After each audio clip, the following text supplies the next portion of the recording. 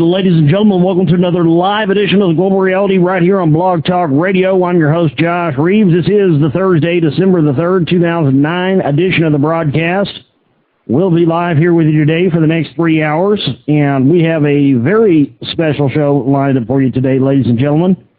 Earlier in the week, I had told you about what I think is the best documentary film of 2009, and that is entitled The Pyramid Code by Dr. Carmen Bolter, and we've been discussing that film quite a bit this week, and a lot of you in the listening audience, a lot of you in the chat room will have seen this documentary, and we've been talking about it, and it's just great because, as what we usually talk about here on the show as well, it really, it gets to me, it finally gets everything right concerning the questions that we have, and that's really the whole thing. If you look at any particular issue, be it Egyptology or be it government in general, anything, and you see, to me, if you see a problem with the questions that have never been answered as far as Egypt, there's a problem with the whole thing. So I'm super excited to have our guest on today, Dr. Cameron Bolter.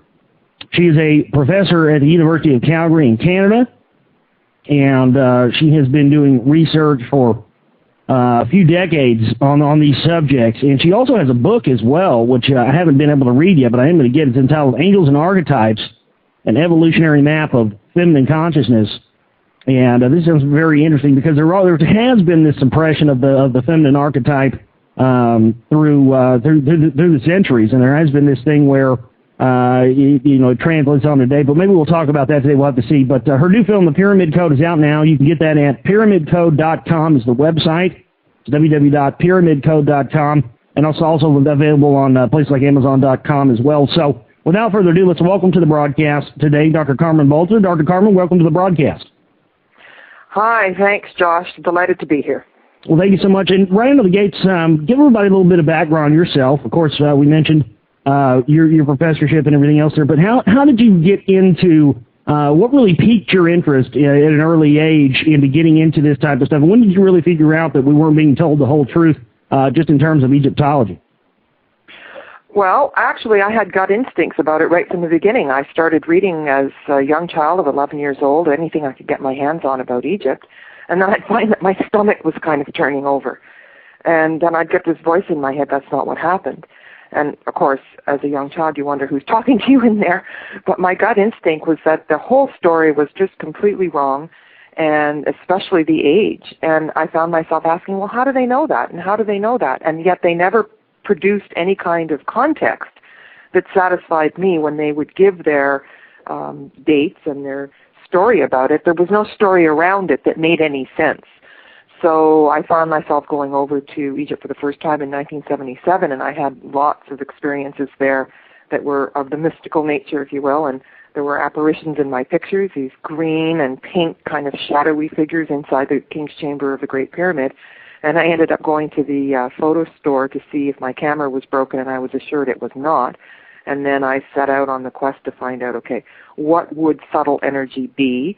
How would it get inside the pyramid in the first place? Is there more to it than just the physical structure?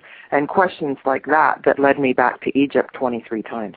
Well, that's amazing. The fact that you were starting to have energy signatures in these photographs from the very beginning, that would start to ask that question, because, of course, much less the things that are written off with the questions that we have about what the pyramids themselves were and what they were used for. But those kind of things that you see, whether it be orbs or that kind of energy signature in photographs that are so easily written off by people, are very much a telltale sign that something's going on. Were there any other specific experiences that you had in your many trips to Egypt where you may have basically had the feeling that you were on the right path, on the right track? Because I'll tell you, the same thing happened for me when I got into this type of research as well. I talked about this the other day. I always had gut instincts and knew about certain things without even having information to back them up. I just knew that they were that way, and I would tell people about it. And when I would do the research and find out that I was 100% correct, when you start to follow the feeling of knowing that you're following the right thing, it does start to present itself to you. It starts to become a thing where you don't even have to go out and find it. It presents itself to you because you're looking for it. Have you found that in your work? Well, there's a lot of that, but there's one particular place that I kept having visions of. So I would come back to Canada, and then I would have the vision, and then I'd go to Egypt, and it was like a hide-and-seek game of you're getting warm, you're getting cool. And then I was looking for this particular temple that had these certain dimensions, and it was from a past life, I'm certain. And then I'd go down the Nile and go, no, I'm getting cool. It has to be somewhere here around the pyramids. And then I'd come back to Canada, and the visions would get even stronger. And so because there were so many places where the answer was no, this is not that temple, even though there were many other experiences along the way, it took a full 10 years before I actually ended up setting foot in that particular place, and it happened to be the Sphinx Temple. And it's one of the most guarded places anywhere. And I've been to sacred sites in 51 countries and really searched around the world for clues to this whole mystery. And it's the most restricted place where they won't let people walk. And so I had occasion through people who knew people to be able to get onto the plateau at night. And then it was quite a dramatic thing because we had to go down into a boat pit and up at the other side. And then I kicked off my shoes, and once my foot hit the actual stone of the place that was the place, there was such an overwhelming feeling of, yes, this is it. And after having searched so long, it really was quite dramatic. But also what happened is it just became like multi-sensory in that I could see the priestesses walking with the robes that they would have worn, and I could see and smell flowers, and there was candlelight, and then I knew that around the corner there would be a certain structure and a wall and a door, and all of this was happening, and it was exactly right. So this was extremely motivating because it meant that other hunches could get followed through later with information. So wow, that's amazing. I just didn't. I had no idea about that about you, Carmen. That's Dr. Carmen. That's amazing. Mm-hmm. But there's another one that's interesting now because since I've had more publicity on the project here, I've been getting emails from people from all over the place. And this woman said, when she heard me speaking on the radio, I was talking about this quartz crystal altar with a 6-foot laser-cut circle in the center and these 4 points that go off in the cardinal directions, and it's literally quartz. And she wrote to me, and she said, well, I had a vision years ago, and so, and we used to do this and that. And I wrote back and said, well, this sounds like this, and this sounds like that, and described things to her. And then she ordered the Pyramid Code and watched it, and she wrote me this huge email. I just read it 2 days ago. And she was like, oh, and it used to have water here, and these quartz bowls were used for this. And it was just like she was ignited with the pieces coming together for her. And so I've seen this in trips that I've led to Egypt where I bring people, where I know what I think it is, and I don't mention it, and a few of the people in the group will have a vision, and it will resonate exactly with what I knew. So over the years, not only with my visions and with psychic consultants that have had, confirming information, and then other people who also know, these bits and pieces are few and far between sometimes, but they add up to something that is very dramatic. Well, I think what's very interesting about that is the quartz crystal element to all this, especially in terms of technology and the use of high technology and the things that you talk about in the film is very interesting, considering what we know about the usage of crystals and technology and how it's used in computers and everything else. And Hewlett-Packard is the world's leading crystal expert. You got to wonder, ask yourself, folks, why one of the world's biggest computer companies knows about crystals. They know full well what this stuff is about. They know what's going on, but we have to try and get the context of this. I think that the stuff that really blew me away when I started watching the film was exactly what you were just describing. These tell everybody about these. I don't know what you would call them. They look like big platforms that were made out of crystal, as you mentioned, out of quartz crystal, and they were somewhere near an obelisk that's no longer there. Tell us about that.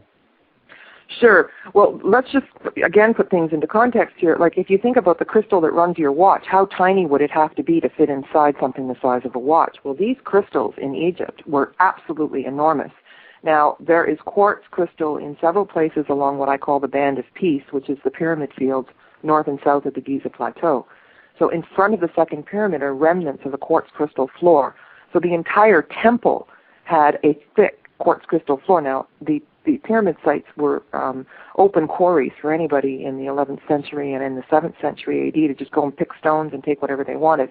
So, of course, if you go there now, you're not going to find it looking like it used to. Of course not. But there are big chunks of crystal to the east of the second pyramid in the courtyard around the step pyramid of Saqqara. That was entirely quartz.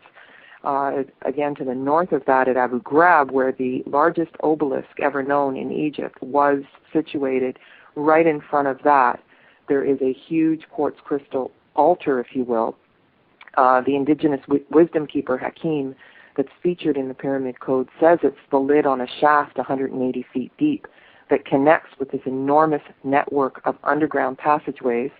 And if we put the scene back together to when it was fully functioning, the Nile almost certainly would have been running exactly to the east of the temples, which are to the east of the pyramids. And it makes perfect sense that the sound and light technology would work with the water and all of this would fit.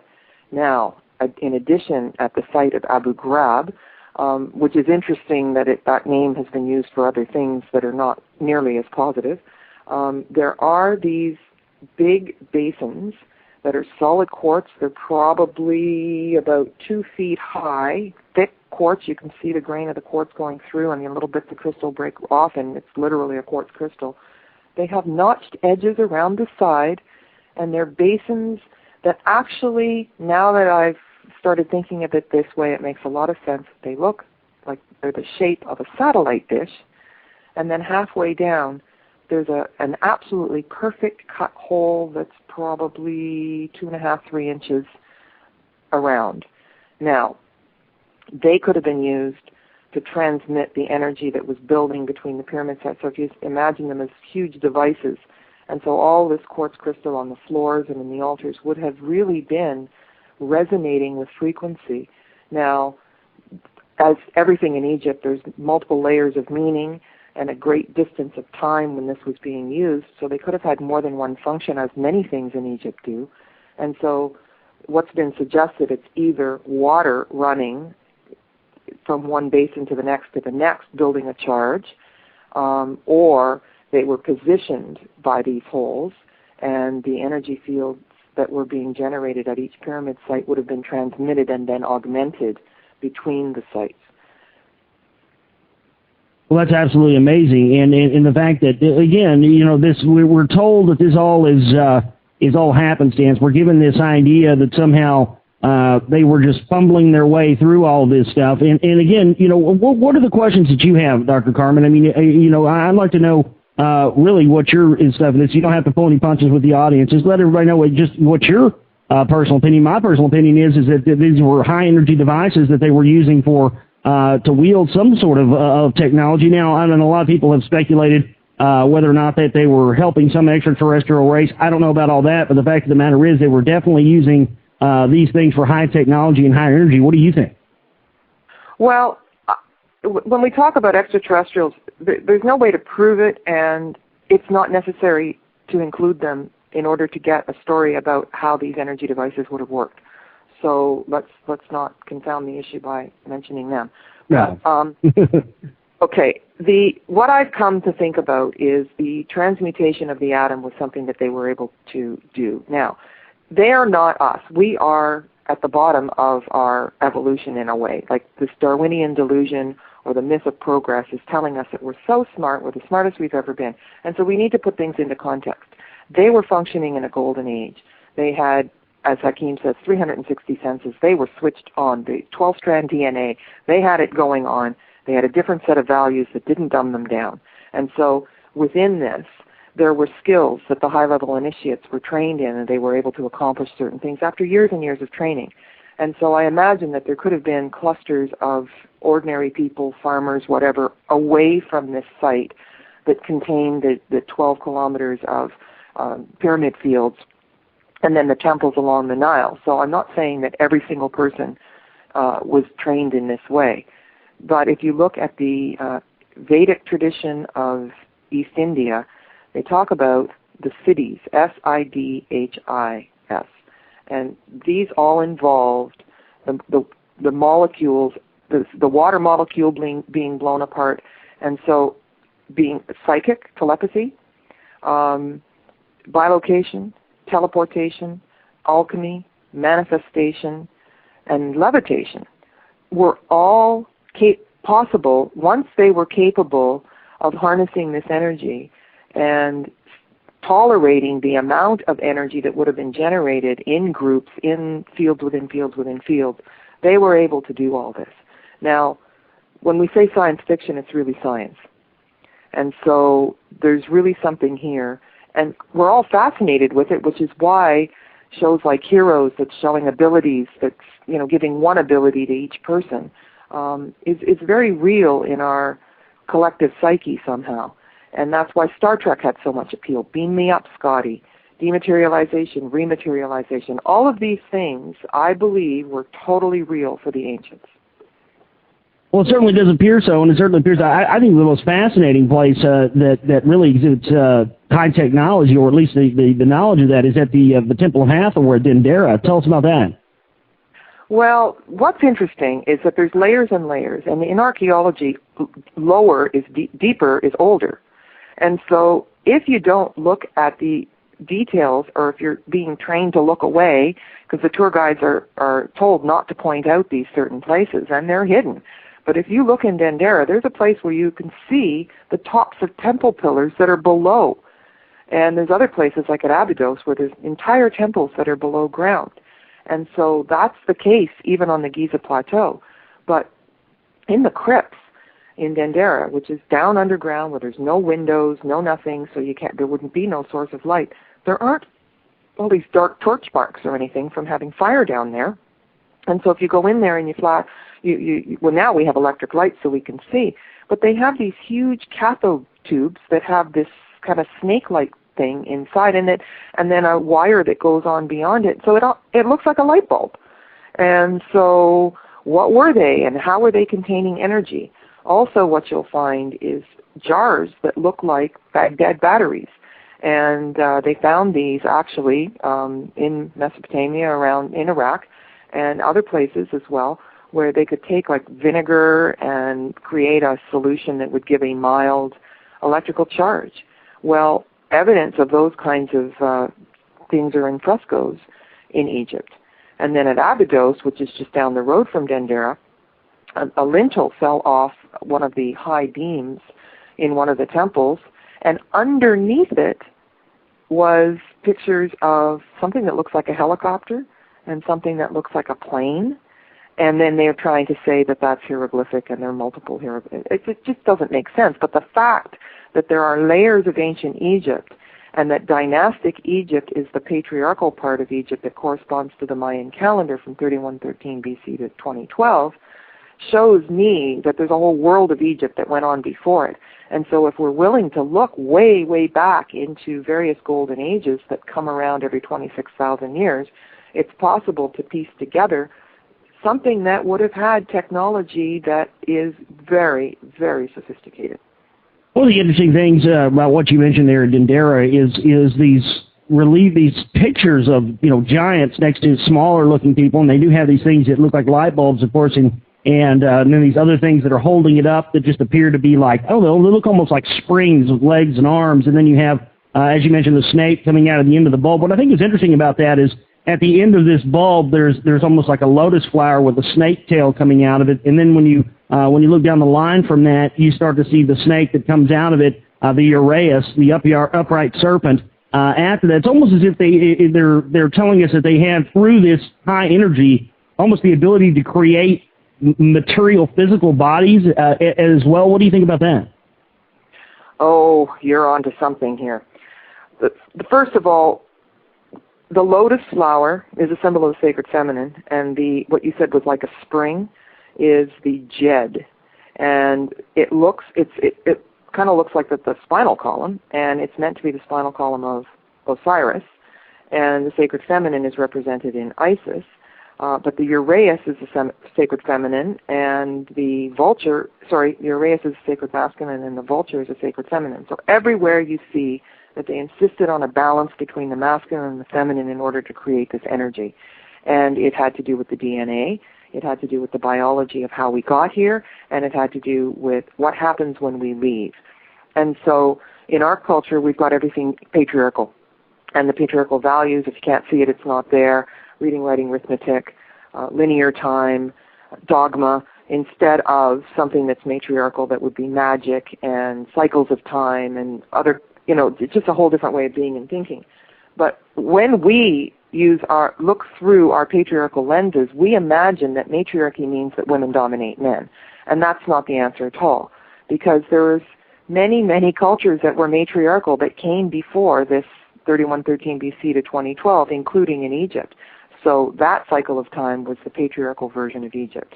And so if we look beyond that, you'll see cultures all over the world where there was a balance, and it was about leaving more for the children. And it wasn't about dominator ways of being and thinking. It was about partnership and that sort of thing, and free energy, not controlled monopolies and that sort of thing. So these symbols are embedded, and you'll also see, and this is getting technical, but double feminine, double masculine, where you'll see these Ankhs that almost have their arms down, and then series of these Jed, which is, the Jed pillar is an extremely important symbol. And so the arms down on the Ankh, which is the circle and the cross, so the cross would have the arms of the cross are facing down. That's the feminine, and then the Jed is the masculine. So if you look on King Tut's shrine, you'll see double feminine, double masculine, double feminine, double masculine, all the way around. And this was the way that they held the portals open and the balance in the portals so that they could leave and come and go. And this is extremely important, because nothing of this would work if the masculine and feminine weren't in harmony. Case in point, if you go to any temple, before you walk in, if you look up, you'll see a winged disc. And this is a very common symbol in Egypt. And so it's the masculine and the feminine in balance. And when you were to go into the temple, the populace would surrender the lower self to the higher self.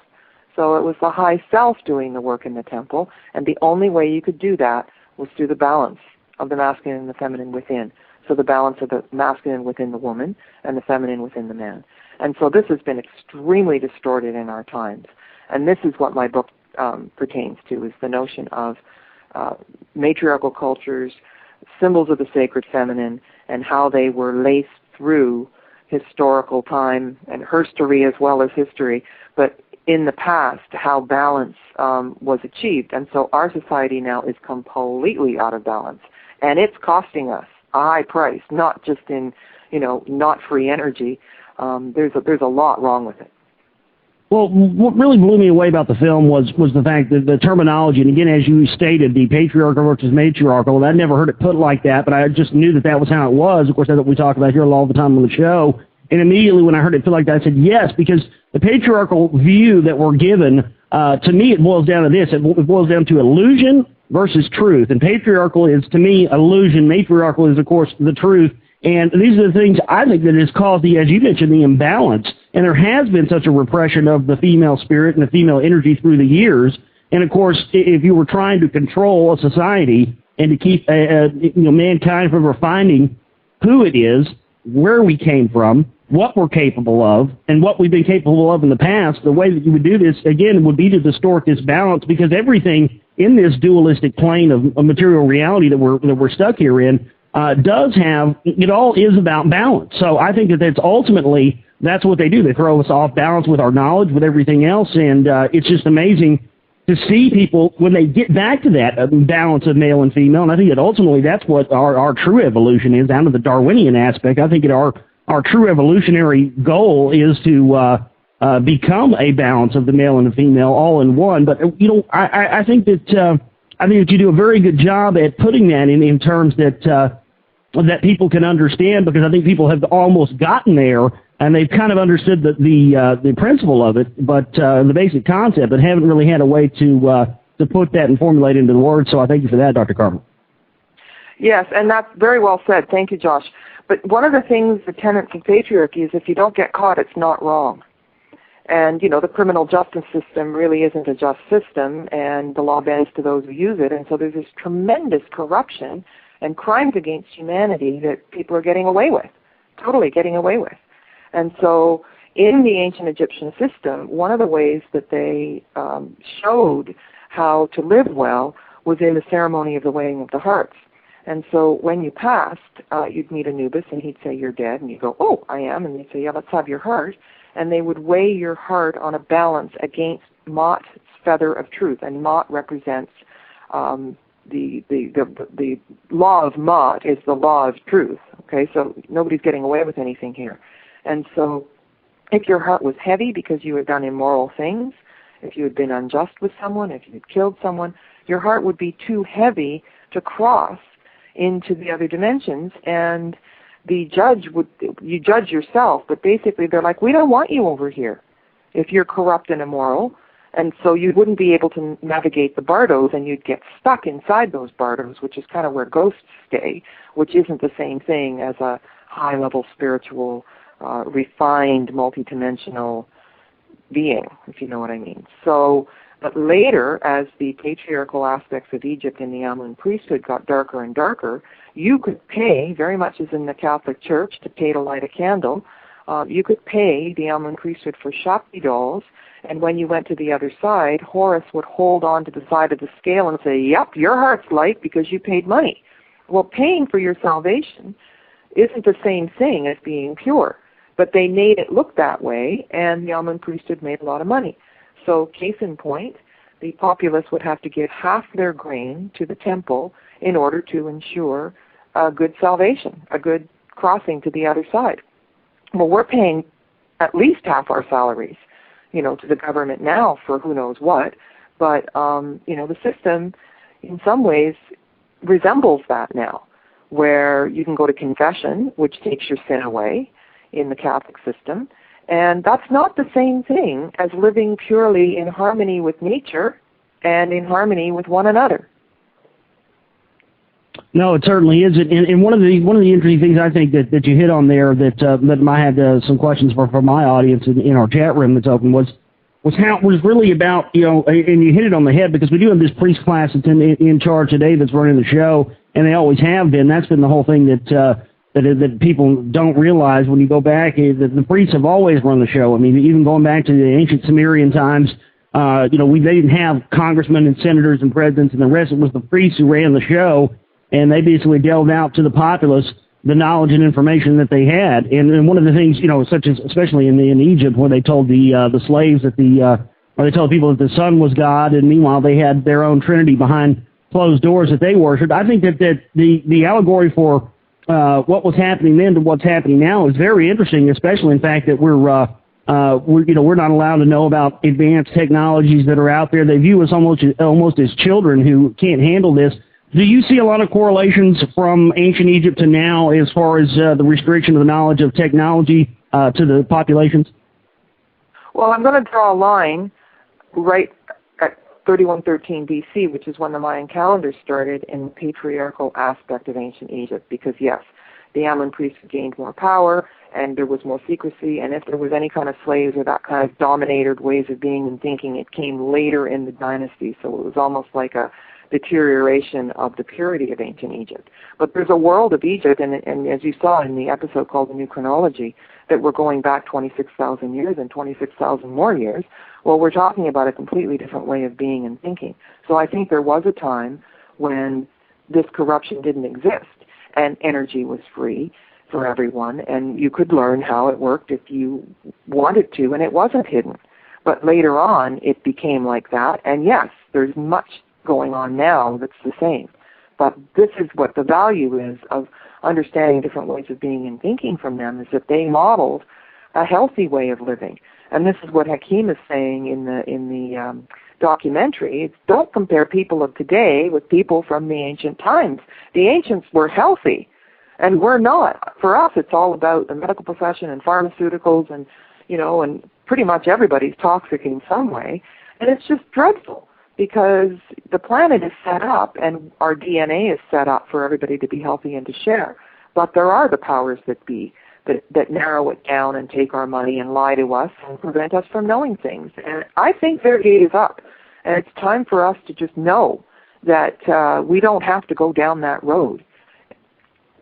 Well, I think it is happening, Dr. Carmen. I think it's happening beyond our control. I mean, we are in the age of revealing. That's what's happening right now, is all this stuff and all this information is being revealed to us really beyond our even choice. And we really don't have to force it anymore. You really only have to be tuned in and be paying attention. And if you're paying attention, as I mentioned earlier, it will present itself to you. And I think that's what's happening right now. You're finding people all over the world who are knowing that we're going through this great age of revealing, and so all their truths are being revealed to them. Meanwhile, people who really aren't aware of it, or you're finding them basically falling down into, you know, the most vile forms of human perversion right now. So it's kind of a double-edged sword as far as that's concerned. But you mentioned Hakim, and that's been one of the biggest things that my listeners have talked about was Hakim. He's the Sufi gentleman in the film. Well, he was just a real treat.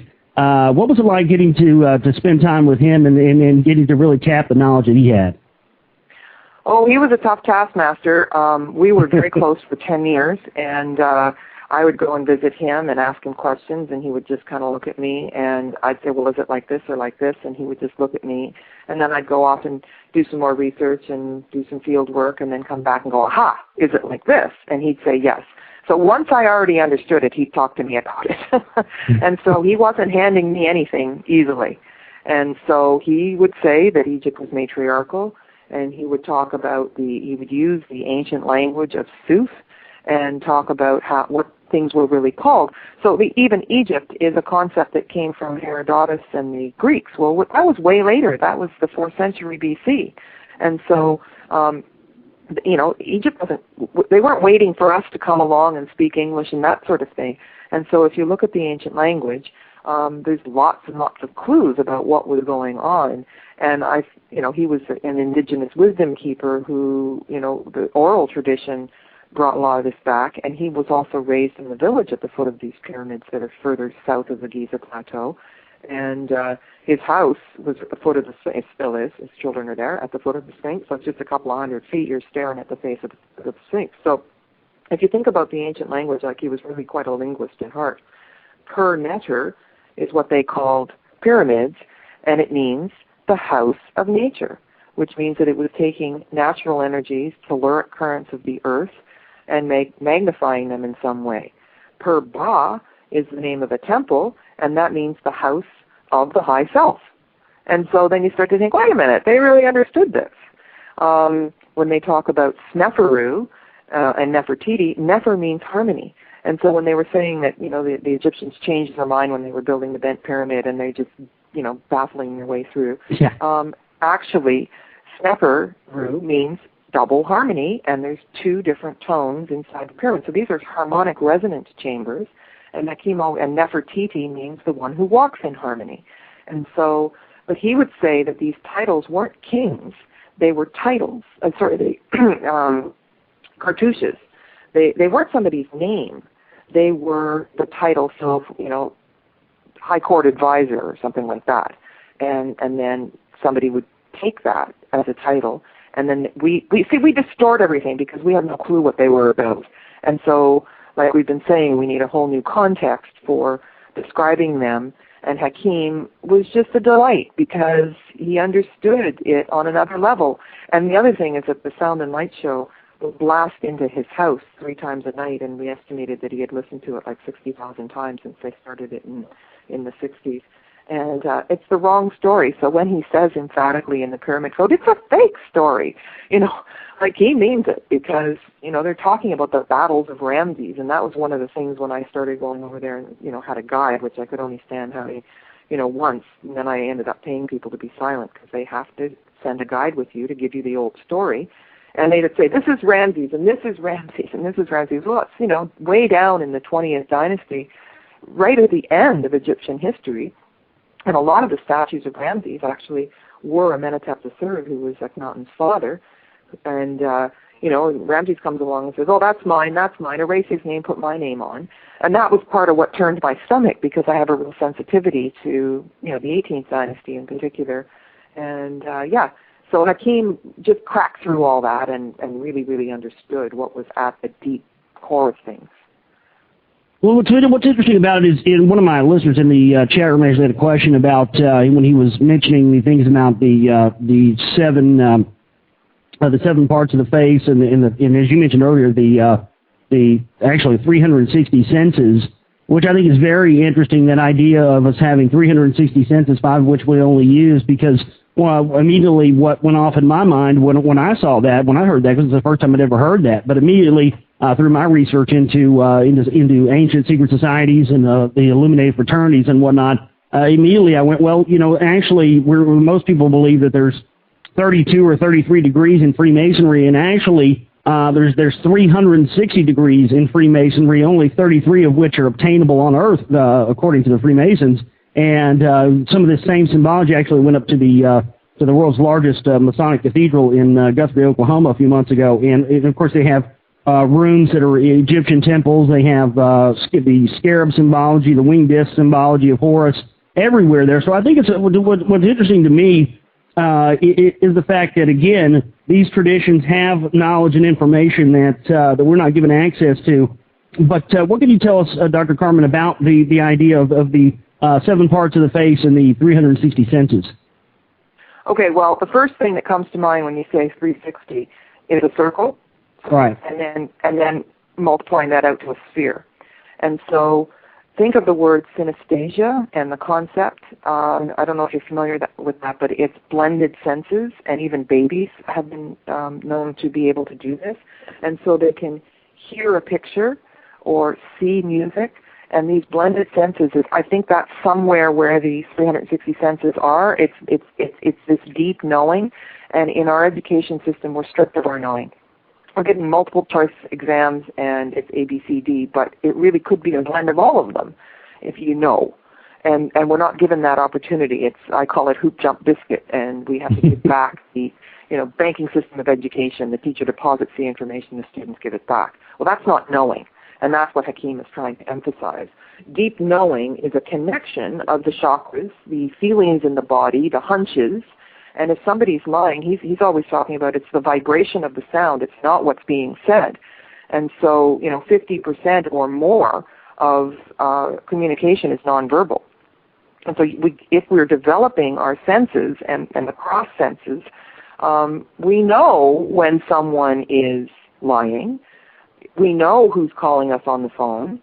And I'm talking before we hit the caller ID and read it. And so there's all different ways that our gut and our heart and everything can blend together, and we have full spectrum senses.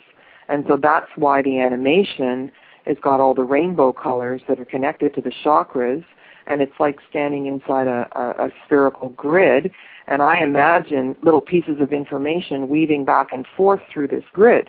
Now think, as a professor, when I'm teaching people about using technology and teaching and that sort of thing, I say they have missing scaffolding. So if you imagine standing inside this spherical sphere with the grid, and there's little holes in it. And so when they go to put something on about multitasking or something, and the scaffolding is missing, they can't learn about that part until you offer them a context or scaffolding to hang the information on, if you're following me. And so if we have a full deck of senses, if we have all 360 senses, then we can be aware and put things together. So literally, we have been shut down. Our grids have been destroyed through static electricity, and we're told that if you can't see it, it's not there.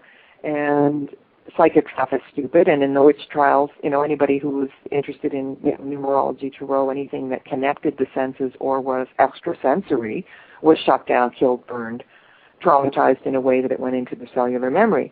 So then the codes, and even Masonry, the Freemasons and stuff, the codes were taken into numerology, tarot, astrology, which is what my book is working with.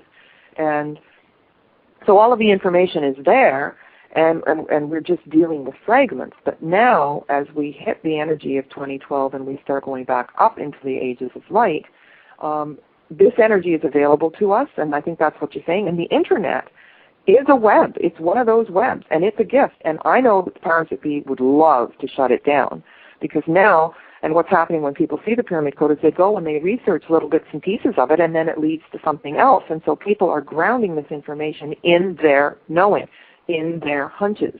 And this is what is available to us now. And so to mention the scarab, the symbolism of the scarab is the front head, which is where the 7 openings are, and then the 2 hemispheres of the brain, left and right. Now, if the 2 hemispheres of the brain don't communicate with each other, we don't have a full deck. And so we've been trained to be left brain, or the right side of the body, or the masculine, and it is reading, writing, arithmetic, what you can see, concrete structures, dogma, blah. The other side is what is symbolic. The right side of the brain and the left side of the body, which is feminine consciousness, is the hunches, the whole, all of the things coordinating. But we have something called the corpus callosum, which is the median between the 2 sides of the brain. And in Egypt, you'll see they have these crowns, and there's an image of one of them in the pyramid code, but it's almost like the snaky S thing going all the way along the corpus callosum. I'm making a shape with my hand of like going from one side to the other, to the other, to the other, all the way along this 2 hemispheres of the brain. And so true creative thinking is an interaction between the 2 sides of the brain, 2 hemispheres of the brain, and this is what I did my master's thesis research on. So you get a hunch in the left brain, and then you go into some kind of altered state, and the energy transfers into the right brain, and then you get an illumination. But if you don't cross back into the concrete of the left brain, you don't have a complete creative process. And a lot of times when scientists are working on a problem in a lab, they'll exhaust themselves and then go lie down and get the illumination when they stop processing on one side of the brain.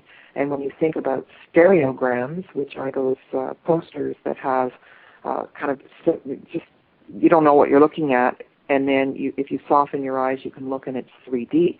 This is the essence of using both sides of the brain. So if you're trying too hard and you're in your left brain, or you get mad at yourself because you can't do it, you can't do it. And so there has to be this diffuse awareness instead of focused attention. And we need both. So what's been shut down in our society is this creative thinking. And so when we do reading, writing, arithmetic, test-driven education system, we're not building anything. It's not constructivist. And so the creative thinking is missing. And so our society is just focused totally on the left brain. And the rest of it, well, it's nice. You can entertain yourself with, a concert or music, but it's not real. It's not real education. Science is real, but the rest of it isn't. Now, I'm going to give you a case in point here, and this I think is very important. They did some research on the brain patterns of molesters and sex offenders, and they found that they were completely left brain dominant with almost no activity in the right brain whatsoever. And because the brain and our beings nature requires a balance, these sex offenders are going out and stealing the feminine energy from little girls and from women. And it's because their brain function was completely devoid of that other side. And I thought that was a really, really good explanation for why they need to offend, because if they developed their feminine consciousness within, they wouldn't be out of balance. So that's fascinating. And so I'll leave it at that for now.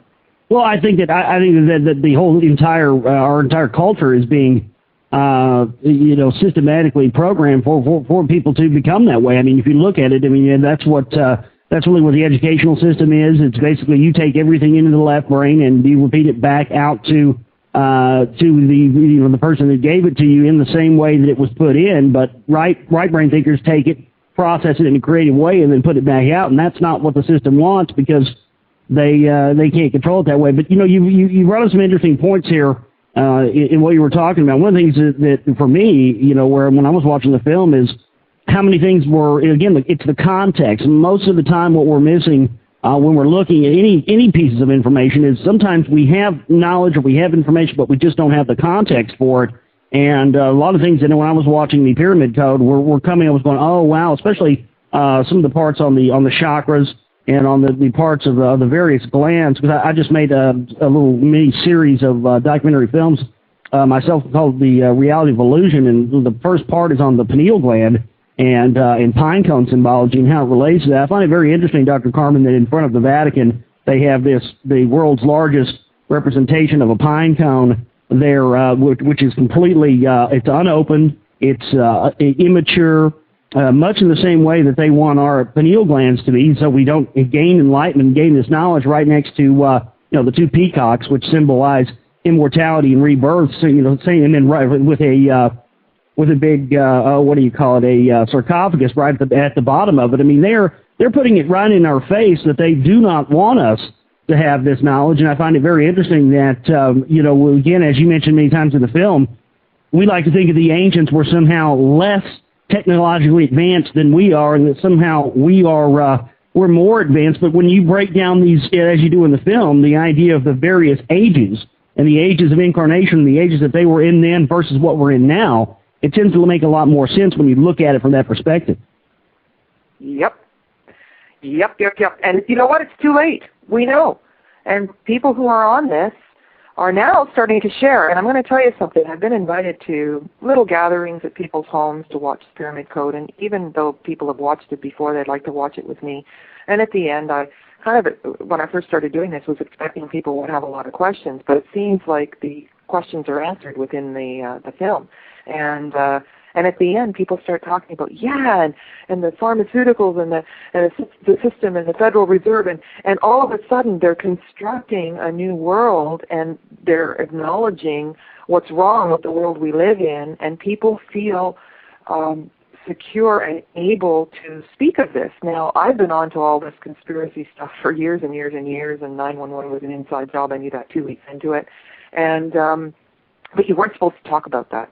So even though people were, doing yoga and being vegetarian or whatever people do when they are, coming into a new way of being and thinking, it still was taboo to talk against the system. And all of a sudden, it seems that people are free to discuss that and want more. And they can go online and verify facts. And this is the gift. Internet is the gift. And I know they'd shut it down if they could. But like I was saying, it's too late. And it's almost like they put this big wall around the Giza Plateau, and they've got 100 guards instead of just a few. And there's this big thing about not ever knowing that there's underground passageways there. Well, too late. I did 5 years of field work in and out of those passageways on the Giza Plateau. And when I felt really satisfied that I understood what was going on, I put the wall up, and it was like locking the barn after the horse has been stolen. They're not going to stop us from understanding this and putting the pieces together. The other thing is at universities, it's divide and conquer. And so archaeology can't speak to linguistics, can't speak to archaeoastronomy. Everybody, even within the same discipline, has their own little bit. And we have to come together with all the puzzle pieces and look at the whole. So there can be arguments about whether the pyramids were poured or cut or both or whatever, but that's not the point. When were they? We can discuss that after we've created a general context for who they were, what they knew, what their values were, and to see how that's not us. And it's evident. Now, the other thing is that most of this information that the Egyptians left us is hidden in plain sight. They're breasted women. There's that one thing in The Empowered Human where the woman has her hand under her breast. Well, that's not us. We wouldn't do that. They're showing, sexuality, body parts, freedom in dance and a whole different way of being and thinking. And when we start to be able to interpret what they were showing us, then we see that is the path back to our own salvation. And so it's very exciting and it's obvious. And I think as we progress through these energies that are available to us now, it really can provide hope. No, it absolutely can, and I think that's what people are searching for right now. More than anything else, is because people have seen the lies. I think as you mentioned, anybody that looks at 9/11 for 2 seconds knows what that is. It's not really something I feel the need to even talk about anymore because it's just so obvious. That's why I don't even really discuss 9/11 truth stuff on the show anymore, because to me, we can talk about those things all day long, or we can talk about, as you mentioned, stuff with the Federal Reserve and all this. But, and that's how I was when I first got into this type of stuff. I was sort of in that. But to me, that's where the low-level, low-sensory, vibratory things that they want us connected to. They want us worried about this material realm. They want us believing that this material realm that they control is all that exists, and there's nothing beyond that. And that's one of the things that I think is interesting when you delve into Egypt, because you start to find out more and more and more that there are things well beyond this material realm, and both of these non-material realms, these spiritual realms, are coexisting and working simultaneously within the physical realm. This is what the priest knew. This is what the priest class knew, that they took the initiates through these various rituals that would teach them that. And I think that that's really what people are starting to figure out, is that there is more going on. There's a whole lot more to the story than what we're being shown through consensus material reality. You bet. And the number one thing that initiates were to conquer is fear. And what are they doing is giving us things to be afraid of.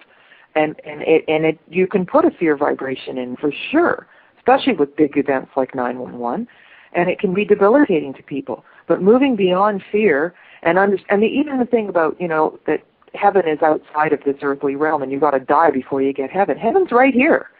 And so you're right, people are figuring it out, but there's still challenges. Like if you watch the news or you're inundated with any of their symbols that exist in modern day reality, even shopping, you've got to, pluck and do this and that and change yourself before you're acceptable. You've got to buy this before you're okay. You've got to take this product. And none of that's true. We have everything we need inside ourselves, and the more people that live inside that deep knowing and go into nature and let their resonance field join with the tree, appreciate the bird, feel gratitude for nature being around us, and sync up with the love and gratitude vibration, that actually changes more. It has a greater influence than any little bits of fear and people in isolation with their fear. And once we catch on to that, if they tell us that, we're just going to kill each other and hurt each other if we're not controlled, and if we're not policed, and we're going to drive like maniacs and hurt each other. I've been to 51 countries. Real people in the real world are kind and considerate. They know when they're being, taxed too much and over-controlled. And humanity is ready for this. Humanity is good. And there's a few people that have been running this over the generations in the name of control, and I say their gig is up.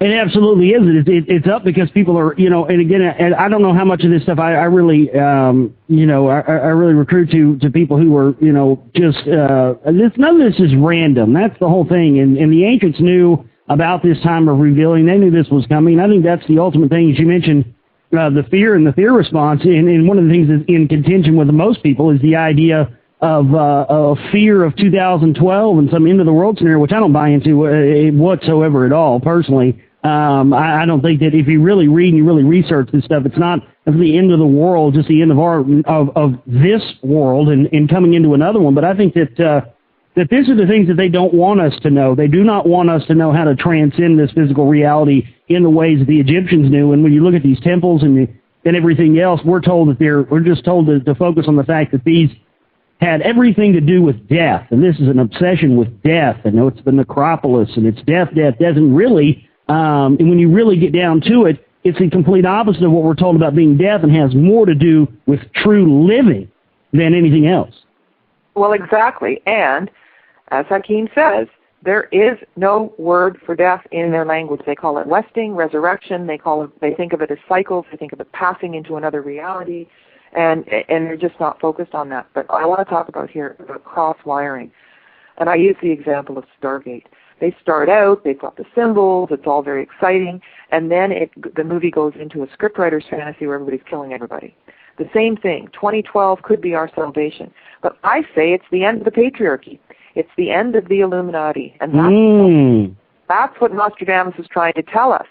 And it's right there. And so when they're cross-wiring us and saying it's the end, the end of us is this big explosion and it's fear, right? And so we're not free to allow it. Well, we are free to allow it, but they're trying to cross-wire us, and this is what the new movie 2012 is all about, is take this possibility of our absolute liberation, giving ourselves back to ourselves, if you will, that this powerful power trip is over.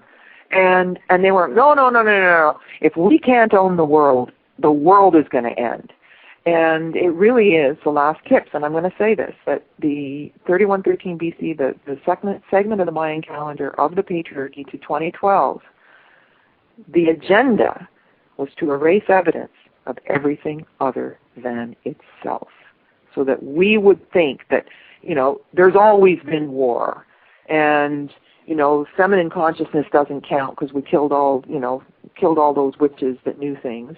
And then they started the missions, and then they went to other countries and started to, rape and pillage in the name of getting gifts and help, and it's just ruined the planet. It's just been completely destructive, crimes against humanity.